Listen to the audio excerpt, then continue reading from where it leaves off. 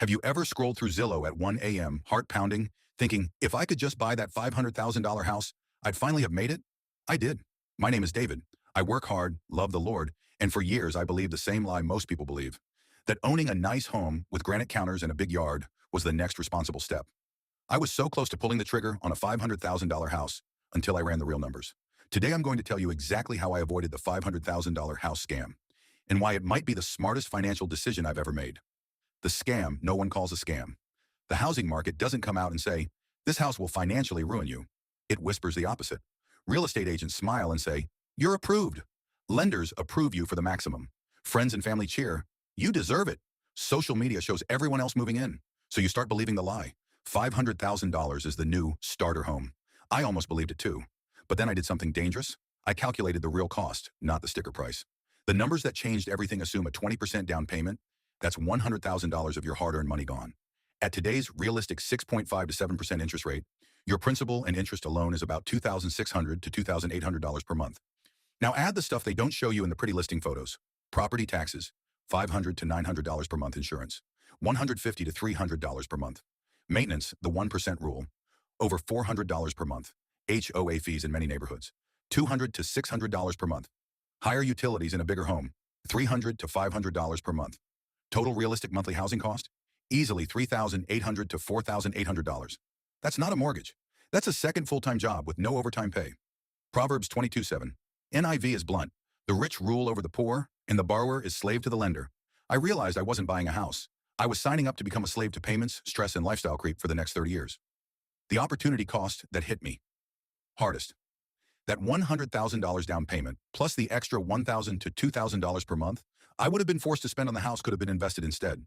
At a conservative 8% average return, that money compounds powerfully over 20 to 30 years. I would have been trading decades of future freedom for granite countertops, in a yard I'd be too stressed and house poor to enjoy. 1 Timothy 6:6 NIV reminded me, but godliness with contentment is great gain. I had to ask myself, was I chasing a house or was I chasing peace? How I made the hard choice, I walked away. Instead of stretching into that $500,000 house, I chose to keep renting for now in a place that gave me margin. Aggressively invest the money I would have sunk into the down payment and higher monthly costs. Wait for a home I could truly afford without becoming a slave to it. It wasn't the popular choice. Some friends thought I was crazy, but I slept better at night knowing I wasn't one unexpected repair or job hiccup away from financial disaster. Luke 14:28. NIV gave me the courage. Suppose one of you wants to build a tower. Won't you first sit down and estimate the cost to see if you have enough money to complete it? Buying that house would have been building a tower on sand. I chose to build on rock instead. Practical wisdom I'm living by now. If you're facing the same temptation in 2026, run the real numbers. Mortgage plus taxes, plus insurance, plus maintenance, plus PMI.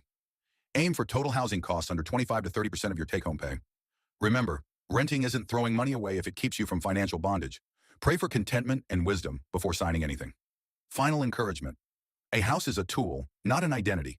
True security doesn't come from square footage or granite countertops. It comes from faithful stewardship, contentment, and trust in God's provision. Philippians 4:11 to 13. N.